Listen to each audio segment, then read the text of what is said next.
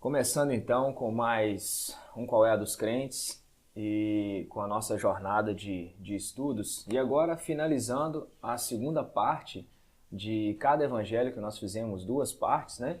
E agora finalizando com o evangelho de João, que é o dos que a gente disse, o evangelho mais atípico, né? Não faz parte dos sinópticos e tal. E João, ele sempre teve ele relatou de uma maneira diferente, talvez seja por isso que não faça parte dos sinóticos, o pastor vai dar uma pincelada sobre isso, e tem sempre uma visão diferente dos outros evangelhos. Você pode observar aquilo que nós falamos antes com o pastor Reginaldo Jacob, que se você olhar os títulozinhos, né, em cima de cada lugar aqui, tem uma referência que aquilo se encontra em outro lugar da Bíblia.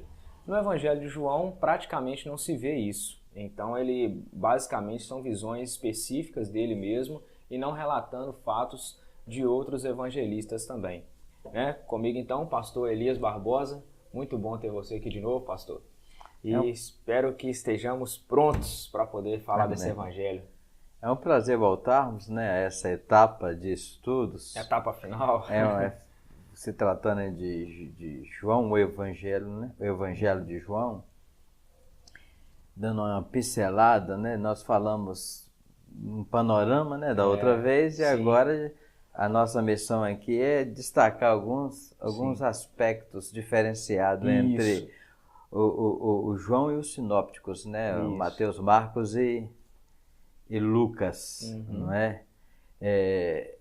A gente observa que a gente ouve falar assim, muito daquela simbologia dos evangelhos, né? Evangelho quadrangular, aqueles animais que representam na Bíblia, os querubins, com rosto de homem, anjo, de águia, né? E se tratando de João, a simbologia que é usada por João, ele começa o seu evangelho falando a respeito da divindade de Jesus, referindo-se aos céus, né? Então,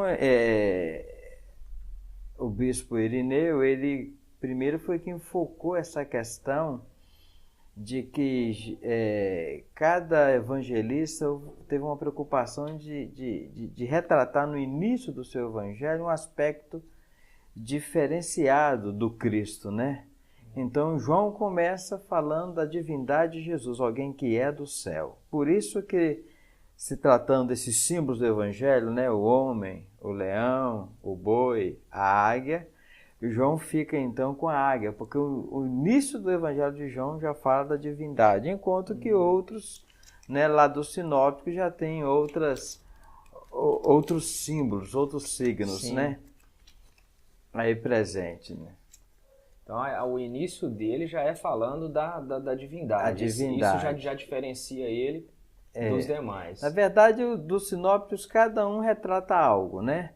Mas quem ficou com a parte mais importante foi o João, né? Porque eu penso que provar a divindade de Jesus, alguém que estava comendo, dormindo, alguém que estava, o Emmanuel, Deus conosco, é mais difícil do que... Ele estava meio que querendo provar isso, então? Que Jesus era o Messias, né? O Cristo, o Deus encarnado que então, veio. Ele relata o evangelho de um modo, assim como os outros, entre aspas, né? Porém, tentando mostrar que Jesus era Deus, então. Exatamente, mas que missão a divindade. Que missão árdua dele, né? Não é fácil, então. Mas vamos lá, pode seguir com o seu estudo aí, pastor. Eu vou tentar falar menos, deixar você mais à vontade, que eu sei que você tem muita coisa para falar aí pra gente. Ok, então no primeiro capítulo a gente vê essa diferenciação, né? Que ele faz. Ele também é um dos que mais falou de João Batista, né? O xará dele. Ele então traz o testemunho de João Batista, porque querendo ou não, o testemunho de João era falar de Cristo como o Messias, né, o Salvador, aquele que viria para redimir a Israel. Então, ao mesmo tempo que ele, no seu evangelho, ele fala aos gentios, ele evoca a pessoa de João, que também, de uma certa forma, traz também respaldo aos judeus. Embora ele não preocupou em falar para judeus, escrever para judeus, preocupou com gentios. Isso a gente falou da outra vez, foi interessante. Né? Mas quando ele traz o testemunho de João, como João o Batista, o batizador, tinha esse lugar cativo no coração dos judeus, acaba que ele mostra que, né, Cristo é o Messias, e quem aceita o testemunho de João Batista vai ter que conver que ele realmente é o Messias, porque João testemunhou. Você falou uma coisa interessante aqui agora que, para quem está sempre acompanhando o canal ali, tem muita gente que faz as perguntas a respeito de como se nortear, né, na Bíblia e tal, e a pessoa está começando no Evangelho e tal. Você falou agora uma coisa interessante, que ele escreveu, primeiro que ele escreveu para os gentios, e outra, a maneira com que ele fala, de mostrando que Jesus era Deus. Me parece que se eu pegar todos os evangelhos, então, o mais interessante para se evangelizar seria João, então, fala para gentios. Correto. É o mais interessante para se evangelizar? Porque a essência do evangelho de João é vida eterna. Pois é, eu estou vendo isso. E vida eterna significa salvação. Por isso que eu estou falando. De repente, falar para gentios, para quem não sabe ainda, nós somos considerados gentios. Né? Nós não somos judeus, nós não somos povo de Israel, nós não somos romanos, como é citado na Bíblia, nós somos os gentios. Então, para nós, talvez seria o mais interessante o Evangelho de João. Aqueles que trabalham, né, lidam na área da evangelização, fazem curso, Sim. Então eles até orientam para aqueles que vão trabalhar na área do evangelismo, que se leia, né, oriente as pessoas a ler primeiro o Evangelho de João, justamente para a pessoa ter aquela visão de um Cristo Salvador, de Jesus, de vida eterna, Sim, porque João preocupava com isso, com a salvação do homem, a salvação do mundo. Perfeito. Né? Depois que ele narra essa questão da divindade, do testemunho, ele começa então a enumerar o que ele considera os sinais importantes, que são os sete milagres aí, né? São 7, e com a diferenciação de que desses 7, né, a maioria não é retratado nos sinópticos, né? Uhum. A maioria deles. Por que João se preocupou com os 7? Preocupou com os 7 porque ele queria provar que Jesus era o Messias. E na crença judaica, os sinais que provaria que Jesus é o Messias é justamente aquele que pode fazer coisas muito sobrenaturais, miraculosas, maravilhosas. Miraculosa, o povo pensa nessa coisa. Né?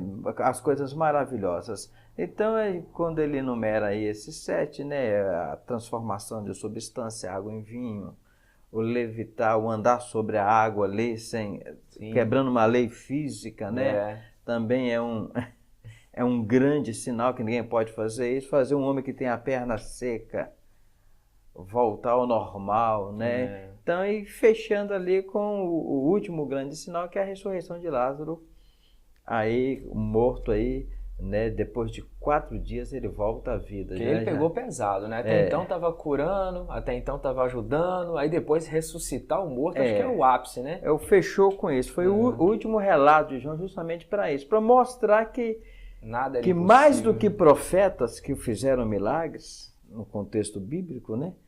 João preocupou em falar, nenhum profeta fez os milagres como Jesus fez. Então, para destacar Jesus dos outros profetas, né? Ele então pega esses 7 milagres e nesses ele faz a diferenciação. Eu vou querer te perguntar uma coisa. Sempre fala, tá o texto bíblico, né, dizendo que Jesus dizendo, se vocês creem em mim, vocês farão coisas ainda maiores do que as que eu fiz.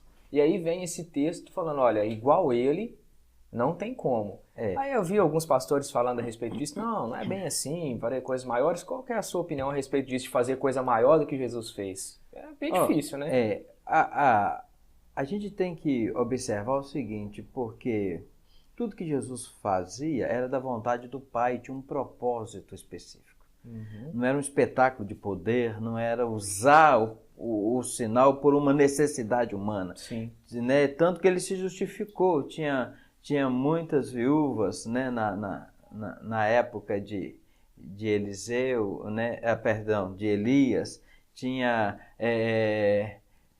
a questão de necessidades e que Jesus não estava suprindo elas em Cafarnaum, e às vezes na terra dele, e ele se justificou dessa forma, né? Mas Elias só foi enviado à viúva Serepta.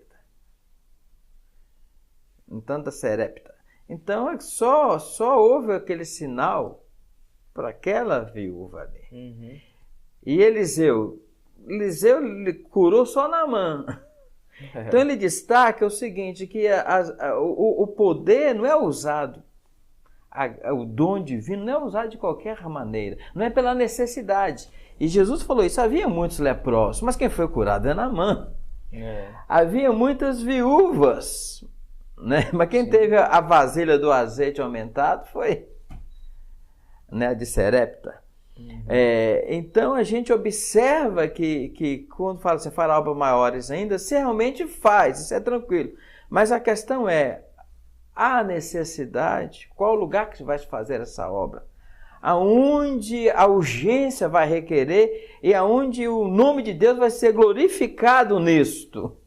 Então, se eu for falar assim, para o nosso contexto hoje, uma medicina avançada, vai precisar de tantos sinais assim?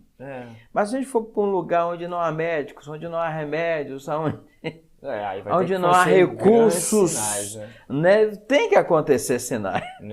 É essa que deve ser a interpretação. Pode acontecer? Pode. Desde que haja ambiente para isso. E no caso, na época de Jesus, o ambiente era o que mais tinha, né? As pessoas ali... Hoje parece que a gente tem muito ambiente para isso, mas assim, as pessoas talvez nem querem tanto essa aproximação, né? Nós vivemos em uma época moderna em que a ciência centralizou tudo, né? As pessoas não precisam dessa aproximação. As pessoas preferem o recurso primeiro natural do que o milagre em si. Eu costumo falar, às vezes a pessoa tá com a dor de cabeça muito forte. A primeira coisa que ele pensa é tomar um remédio. Ele não pensa em primeiro fazer uma oração pedindo a cura. Não, se eu pedir uma... Aí vem aquele ensinamento que a gente vê até dentro das igrejas, né? Se eu orar pedindo a cura da minha dor de cabeça, eu estou sendo até leviano, sendo que o recurso está aí. Eu penso que de repente é o seguinte, pegue o comprimido e fala pelo menos assim, que ele surta o efeito desejado, né? Porque não tem essa coisa de você tomar e o remédio não fazer efeito. Mas nem isso, não, tomo um, não fez efeito, tomo outro, vou no médico, né? Porque não deu certo. Mas ninguém lembra de orar. Quando eu tinha 15 anos, eu ouvi de um pastor que toda cura é divina, mesmo a do remédio. Mesmo a do remédio, eu também Quem penso. Colocou os elementos ali que pode reagir é Deus, né? Também penso assim, concordo com ele. E outra característica também diferente é a questão geográfica. Porque os sinópticos, eles sempre se preocupam em Jesus em Jerusalém. Sim. Né? A visão geográfica de João era Galileia. Sim, mas muda tudo mesmo. Era Galileia, porque ele sempre ficava focado ali, Galileia, Cafarnaum. João cita ele ir nas festas, em algumas ocasiões importantes. E quando João cita que ele vai às festas, ele sempre cita ele sendo da Galileia, indo para Jerusalém e voltando. Né? Mas o que eu gosto ali de João é esse valor que ele dá ao Jesus da terra. Né? Porque ele era da Galileia. E as pessoas, os judeus, por exemplo, os rabinos, não davam importância a isso. Chegaram até a dizer assim, vocês leiam as escrituras que da Galileia não vem nenhum profeta. Jesus não pode ser profeta, porque não... E esqueceram até que Jonas, né? Ele era galileu. Cometeram até uma gafe bíblica, né? Mas, no entanto, quando João ele fala a respeito do ponto geográfico, ele aborda bastante isso, né?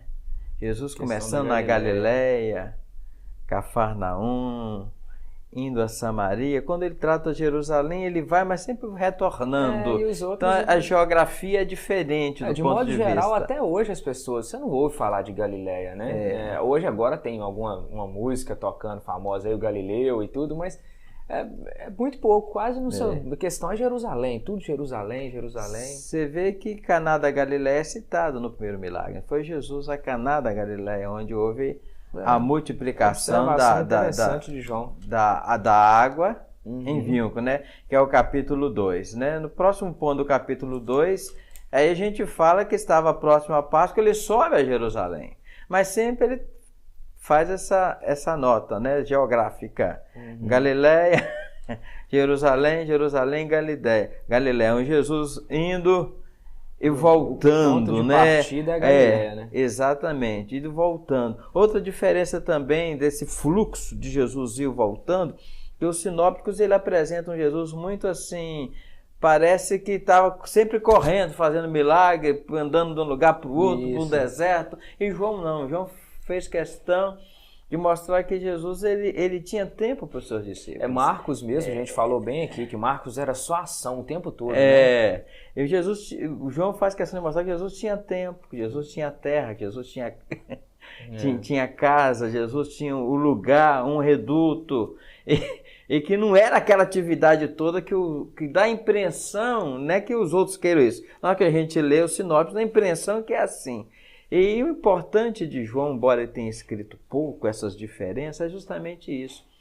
É fazer essas ponderações e ampliações de detalhes que os sinópticos não puderam dar quando a gente lê João e faz essa conexão, e fica mais fácil esse entendimento, essa abertura, né? Com certeza. Tem mais aí? E a gente percebe aqui que ele vai sempre às festas, né? E nas festas, o detalhe é que lá nas festas de Jerusalém, o discurso também é sempre voltado para a questão da divindade, de salvação, de vida eterna, de Jesus, né? Debatendo com as pessoas, com os príncipes, né? Ali, e falando a respeito da questão, né? De Jesus, da salvação, da vida eterna, né? Quando a gente falou da cura, né, dele curar e tudo, tem até aqui a cura junto ao tanque de Betesda, que é bem conhecida, é só no capítulo 5, né? E é só João que relata essa... É o quinto parte. Milagre, né? Eu acho interessante essa parte dele citando isso aí, porque muito se fala a respeito daquele sujeito na beira do tanque ali, e aí o anjo movia água, não movia água, como é que é esse negócio e tal. E aí ele relata isso aqui. Mas negar o movimento das águas seria negar o contexto do texto. Sim. A gente não pode na hermenêutica bíblica quebrar princípio. Né? A gente sempre interpreta o texto pelos seus contextos. Sim. E o contexto é que havia anjo, o contexto é que havia movimento. Você pode arrancar o versículo, tirar ele fora, não tem problema, mas quando você vê o contexto, está lá que havia um movimento. Está lá que havia tá lá que as pessoas estavam lá. Mesmo se não aparecesse a palavra, um anjo vinha, mas as pessoas lá no local, esperando o movimento da água. Então ninguém pode negar que havia um movimento de água. Ninguém pode negar que havia um milagre, porque as pessoas estavam ali. Então o contexto prova, isso aí acho que a gente quer malhar em ferro frio. Agora, o grande problema dos críticos, né? A questão aí da Bíblia, é falar assim, que na maioria dos originais não teria o texto quando a maioria tem, né? Sim. Eles sempre pegam essa questão do original, né? Quando o recurso do contexto vence, né, o argumento, que a gente está falando que há que se analisar o contexto, aí quando o recurso do contexto vence, aí o original não... Há vários textos majoritários que existem, né, mas eles têm essa mania mesmo da questão do original. Que tem. Vamos lá, vamos seguir aí. A gente observa também que Jesus, assim, a geografia, quando essa questão geográfica, João ele faz questão de separar, porque a gente teria ali a Idumeia, depois viria a Samaria, depois a Judéia, né? E depois a Galileia. Então a gente observa que nessa questão geográfica, que entre a Judéia e a Galileia, a Samaria ficava dividindo ali os meios. Né? Então o João faz questão de observar que essa passagem era necessária. Era o fluxo que existia, a região estava dividida entre esses povos que tinham costumes judeus e não eram puramente judeus, né? Como idumeus, como samaritanos, mas que guardavam também essa, de certa forma, a lei, a esperança messiânica, né, de guardar o Messias. E quando o João fala dos sinópticos, aliás, perdão, quando o João fala no seu evangelho, diferente dos sinópticos, ele faz questão de apontar esses lugares. Samaria, que Jesus foi lá, que Jesus pregou naquela cidade, que houve uma salvação grande na cidade de Samaria, que Jesus se revelou como Messias aos samaritanos, né? E a gente observa essa coisa, né, gloriosa dessa geografia que ele sempre aponta, né? A declaração que a gente percebe aqui que Jesus ele se mostra igual ao Pai, ele faz, ele mostra isso aí. Um ponto curioso, muito diferente dos sinópticos, é que Jesus, muitas vezes, referindo-se aos judeus, ele sempre assim, fugia da questão de ser juiz. Porque o judeu era acostumado assim, colocar uma referência espiritual, uma liderança, como juiz para julgar a causa. E os sinópticos mostra que Jesus sempre falava que não era juiz, que não vinha julgar. Então a gente vê em João um aparente paradoxo, mas não deve ser interpretado assim. Que João, nenhuma discussão, que João relata que Jesus, nenhuma discussão com líderes religiosos, ele fala que o Pai deu a ele o direito de julgar. A autoridade para julgar. Então a gente não deve confundir que há contradição entre João e os sinópticos, né? O texto seria o seguinte aqui, né? João capítulo 5, 22, que diz assim, né? E também o Pai a ninguém julga, mas deu ao Filho todo o juízo. Embora o Filho tivesse esse juízo, ele não usava. Então não há contradição. A autoridade para julgamento Jesus tinha. Só não usava. Só não usava. Então, Jesus usava da prerrogativa de ser livre. Eu posso ou não ser juiz. Por isso que não há contradição. Mas quando aqui precisou dele provar que ele era Deus como Pai, que tinha a mesma autoridade, então ele fala, eu sou juiz. É o que eu falo, esses dias eu estava conversando com algumas pessoas sobre isso, a questão de juízo. Hoje em dia é muito comum, né, os cristãos de modo geral querer fazer juízo sobre as pessoas, né? Principalmente a questão de quem vai para o céu, quem vai para o inferno. Isso aí é clássico. Não, mas a Bíblia diz que se fizer assim você vai para o céu. A Bíblia diz que se fizer assim você vai para o inferno. Fala, aí o que você acha, Wilkerson? Eu não acho nada. Se nem Jesus queria ser juiz, eu vou ser. Ah, não, mas segundo a Bíblia ele morreu dessa forma. Falei, meu amigo, eu não sei o que aconteceu naquela fração de segundo ali. Eu não sei o que aconteceu, eu não sei nem se tem uma outra fração de segundo depois que a pessoa morre, se tem um encontro com Deus ali, um pré-julgamento. Eu não vou falar se foi para o céu, se foi para o inferno. Não joga essa carga nas minhas costas, não, que eu não quero isso para mim, não. Então, mas o fazer juízo parece que já vem de longa data. Né? Mas o João se preocupa com a vida eterna. Então, aquele discurso de Jesus, que ele falava que quem crê nele tem a vida eterna, não entrará em juízo, já passou da morte para a vida. Então, se ele não apresenta um Jesus que tem autoridade de julgar, como Jesus vai poder salvar alguém? Mas então Jesus ele declara da sua própria boca, né? Quem ouve as minhas palavras e crê naquele que me enviou tem a vida eterna. O que isso demonstra? Que a salvação não é uma questão de obras. Sim. É uma questão de fé. E nem uma questão também de morrer no dia certo ou dia errado. Tem gente que pensa assim, né? Hoje eu pequei muito, eu morri e fui para o inferno. Já era, né? Ah, eu morri na igreja adorando, então eu estou no céu porque eu morri ali naquele... Morri na hora certa. Não. A salvação é uma questão de aliança, de pacto. Né? eu costumo até dizer o seguinte, que a pessoa, quando ela creu em Jesus, com todo o seu coração, arrependendo dos seus pecados, que fez essa aliança com Jesus, ele tem um pacto. Ele foi salvo por causa da sua fé.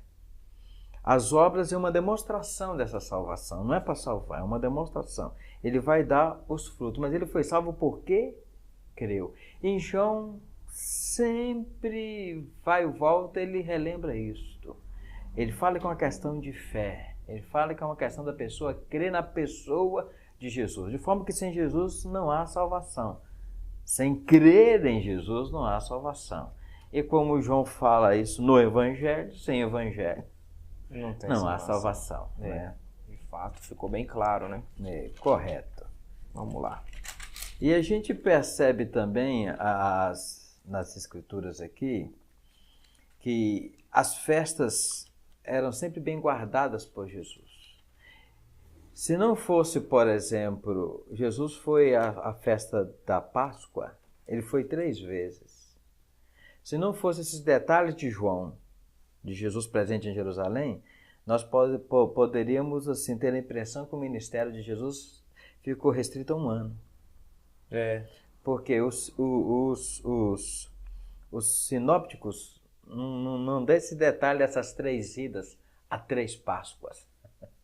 Como Páscoa é uma vez por ano, aí dá para a gente concluir que o ministério, dá para provar que o ministério de Jesus durou 3 anos. São pequenos detalhes, né, de João, que escreveu menos, mas que dá uma grande contribuição quando a gente olha para os sinópticos ali. Né? A gente ficaria perdido. Sem esse detalhe da Páscoa aí, 3 anos, realmente. Eu acho que a gente comentou sobre isso aqui, não sei, falando sobre algum evangelho que dava essa impressão de que tinha sido resumido a 1 ano. Não lembro de qual, se foi Lucas, se foi Marcos, a gente falou sobre isso.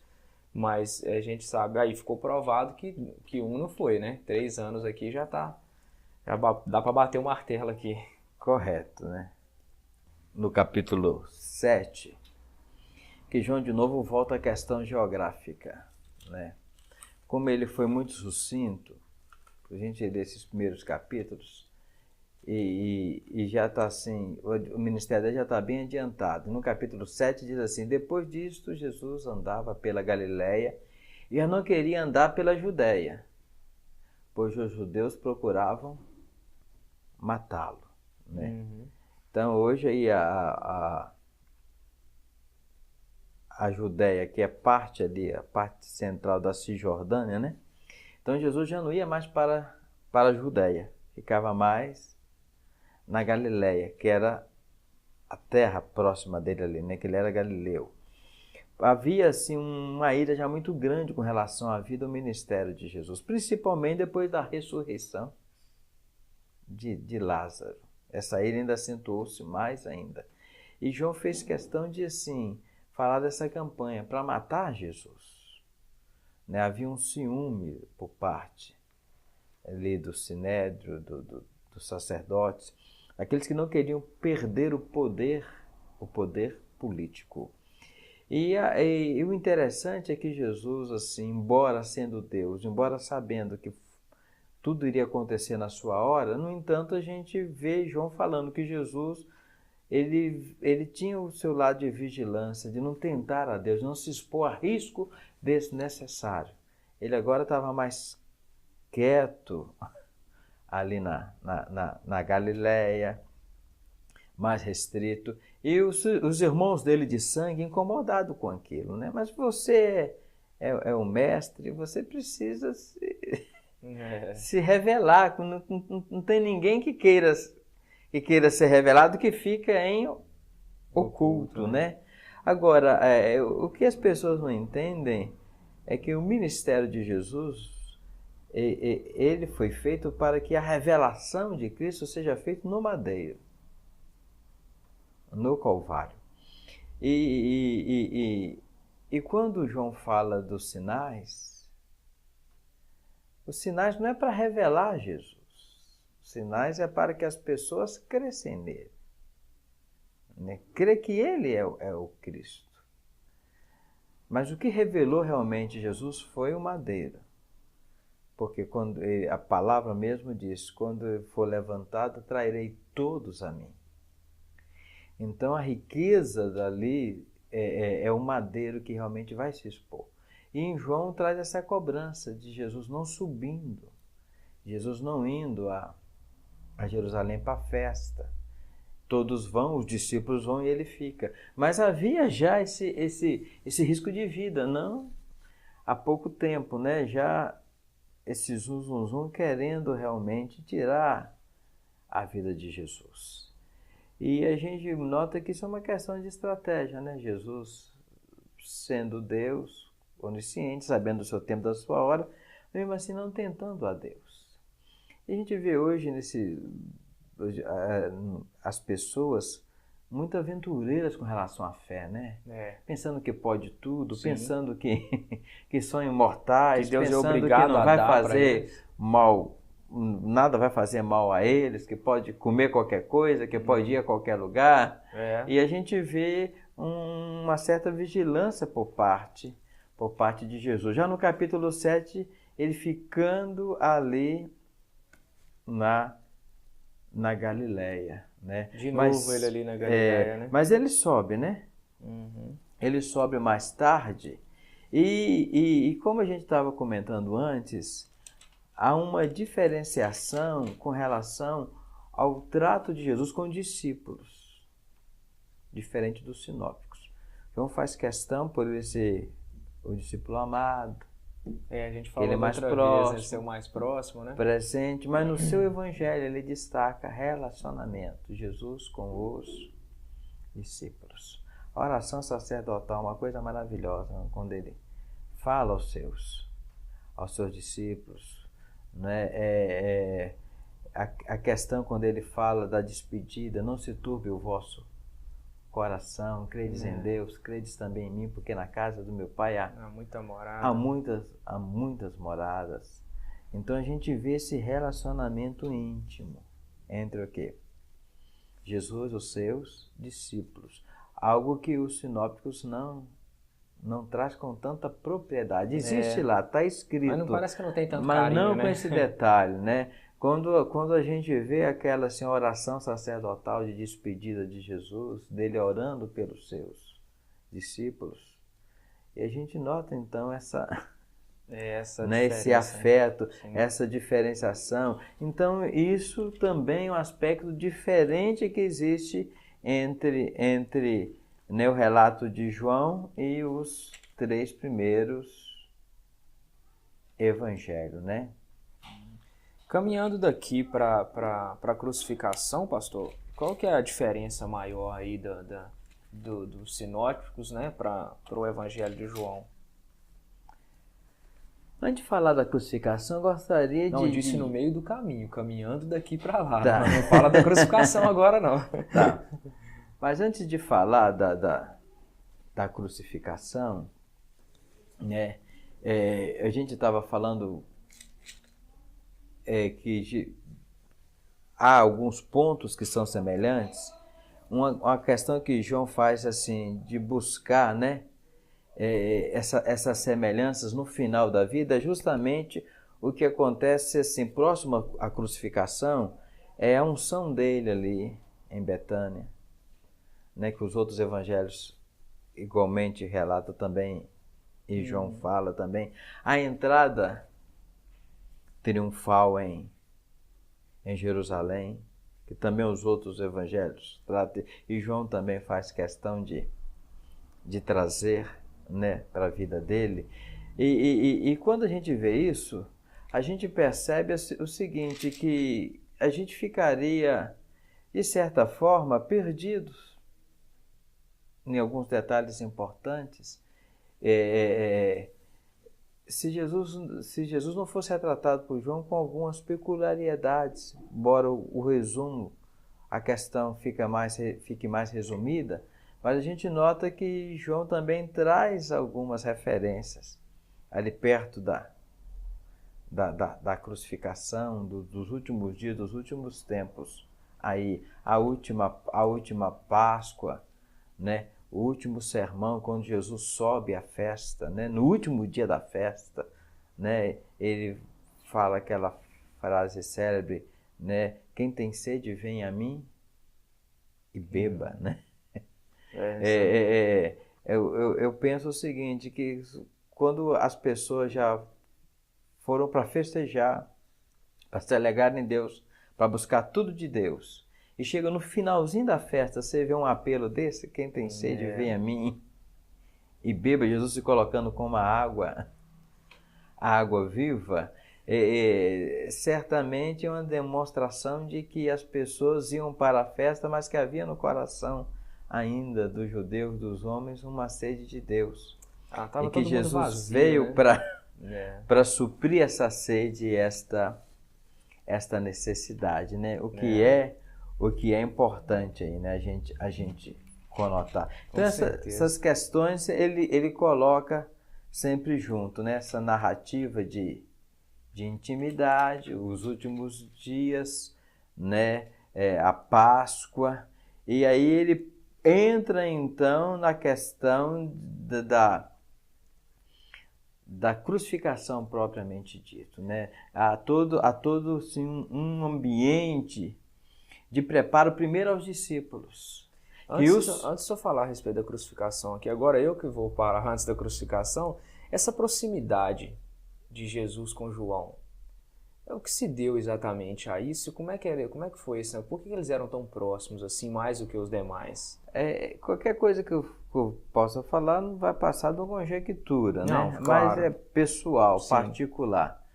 Mas, pelo que eu entendo assim, do caráter divino, Jesus sempre preservou em si um caráter divino de estar aberto. Eu entendo assim que Jesus ele estava aberto a todos, mas que na personalidade, na vida de João, tinha aquela iniciativa de se achegar sem reserva. Né? Se o outro também se achegasse, teria também o mesmo espaço. O mesmo tratamento. Então, né? a minha interpretação é que João, na sua personalidade, pelo seu jeito, fez acontecer. Que não é diferente também com aquelas pessoas que a gente percebe que tem uma intimidade maior com Deus, né?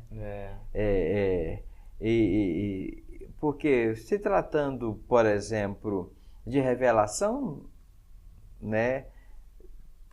Todos os três ali, Pedro, Tiago e João, tiveram privilégios iguais, né? De estar na transfiguração, de estarem juntos ali naqueles momentos diferenciados, especiais ali com Jesus. Então a revelação para os três foram mais íntimas e igual, mas a aproximação física de João é diferente. Então a gente percebe que isso é realmente da pessoa, né, de João. Mas a gente acaba assim comentando uma coisa e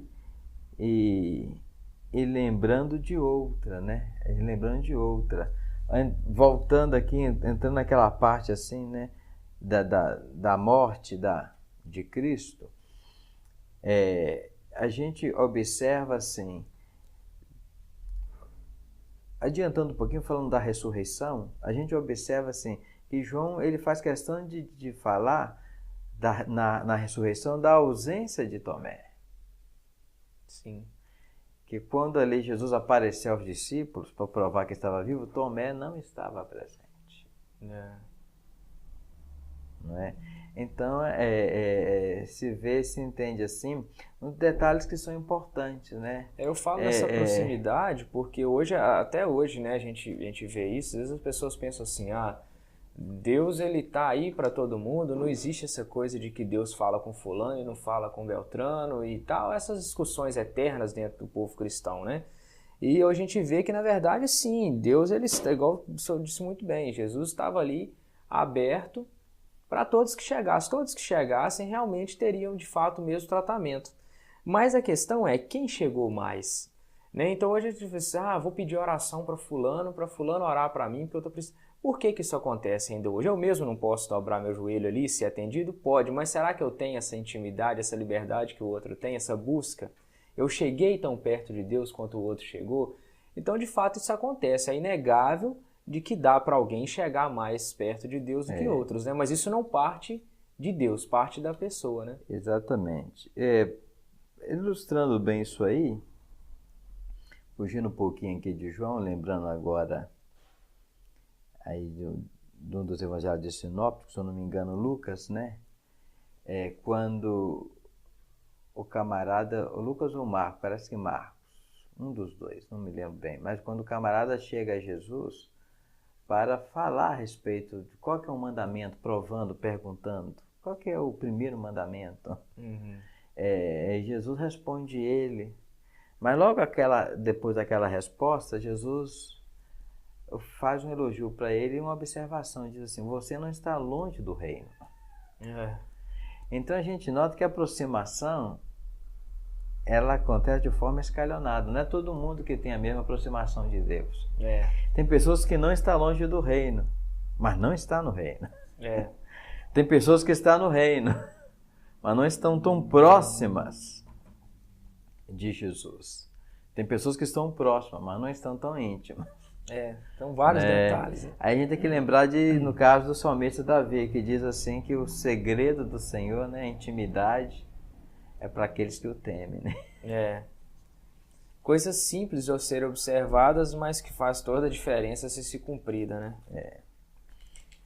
E a gente, quando parte aqui para essa parte, né, da crucificação, a gente vê do nosso estudo. A gente vê a diferença que Jesus, no Evangelho, a gente vê, de João, a gente vê Jesus preparando os discípulos para aquilo. Ele já preparava uma conversa ali mais detalhada, oração por eles, lembrando eles daquilo que havia falado, fazendo promessas. E nos sinópticos isso não acontece com tanto detalhe. João se preocupou disso, de falar que Jesus simplesmente não pegou a mala e saiu, foi embora para o céu, não. Ele não assumiu a cruz e tchau, bênção, aquela despedida. Não, houve todo um preparo ali com os seus discípulos, de coisa íntima, de coisa realmente poderosa. E todo esse preparo, João teve a preocupação de relatar, coisa que os outros fizeram de forma muito sutil, às vezes falando só da ceia, né, da Páscoa ali junto, né? Mas outro falando de como assim um estava traindo, mas não com esse detalhe assim, relatando os discípulos de um modo muito particular, de forma fenomenal. Então, se você quiser saber assim como foi os últimos dias de Jesus com aqueles que ele mais amava, mais era íntimo, mais os discípulos, aí você vai observar só em João. Nos sinópticos não vamos ter essa clareza de até a preparação de detalhe, dos discípulos, o cuidado de preparar os discípulos para aquele fim tão trágico. Então, a diferença na crucificação, a gente vê muito isso acentuado. Você vai observar isso na morte, na crucificação e até na ressurreição, que cita-lhe bem a mulher, né, Maria, dando uma exaltação a Maria Madalena como aquela que vai ao sepulcro para ver um destaque que os outros não dão da mesma forma. A ausência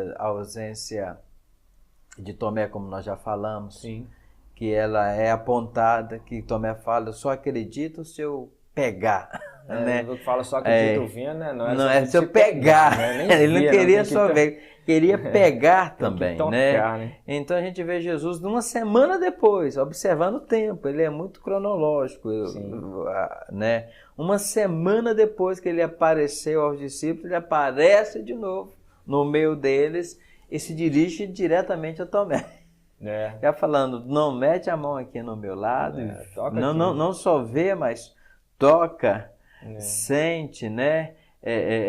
Mas Jesus faz um alerta, bem-aventurado aqueles que não viram e creram. Que não viram e creram. A gente está concluindo aí, pastor? Estamos concluindo, mas nós não poderíamos assim fazer uma conclusão sem apontar, né, exatamente a conclusão que o próprio João faz, né? Vamos lá.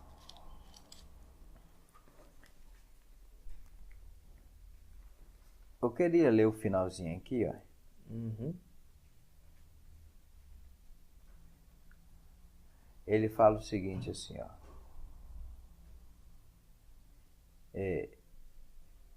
Este é o discípulo que testifica destas coisas. Nós estamos lendo João, capítulo 21, 24, 25, né? Uhum. Este é o discípulo que testifica de todas essas coisas e as escreveu. E sabemos que o seu testemunho é verdadeiro. Há, porém, ainda muitas outras coisas que Jesus fez, e se cada uma das quais fosse escrita, cuido que nem ainda o mundo todo poderia conter os livros que se escrevessem. Amém. Que coisa extraordinária esse final, né? É. Incrível. Exatamente. Então a gente observa que o quê? Que ele exalta mesmo a pessoa de Jesus como um Jesus de muitos sinais. Sinais, volto para a salvação. O evangelho dele, sempre o intuito dele é escrever para que as pessoas crescem e tivessem por meio dessa fé a vida eterna. E eu penso que esse final, que ele diz bem assim, olha só, a gente tem um livro escrito com muitos capítulos, versículos e tudo, mas se fosse escrever de fato o que aconteceu só nesses 33 anos, não estou nem falando de Velho Testamento não, gente. Só nesses 33 anos o mundo todo não daria conta de tantos livros. É impressionante, ou seja, os feitos de Jesus, muita coisa, por mais detalhado que fosse, em três evangelhos sinópticos e mais um outro evangelho, ainda não dava para detalhar tudo que Jesus fez, né? Depois Paulo fala muita coisa de Jesus, outras pessoas falam coisas de Jesus, e ainda assim ficou coisa por dizer. Mas a gente vê muito resumo, né? Falava assim, Jesus curou a todos. A gente vai ver muito essa expressão. Jesus curou a todos, para que se cumprisse, né? Que fora dito pelo profeta Isaías. Ele tomou sobre si as nossas dores, as nossas enfermidades. Muito interessante esse evangelho de João aqui. Realmente é o que é aconselhado por pastores, por estudiosos aí, que você comece lendo pelo livro de João, faz muito sentido, né? Se você for começar a ler os evangelhos ali pelo livro de João, faz sentido. Há pessoas que começam por Marcos, por ser o livro menor. Há pessoas que começam por Mateus, porque acreditam que é o início, mas na verdade uns já falaram, né, que foi Marcos que escreveu primeiro, os outros pegam como base. Outros querem começar por Lucas, por ter essa visão mais detalhada, um médico que escreveu, né, uma pessoa mais assim.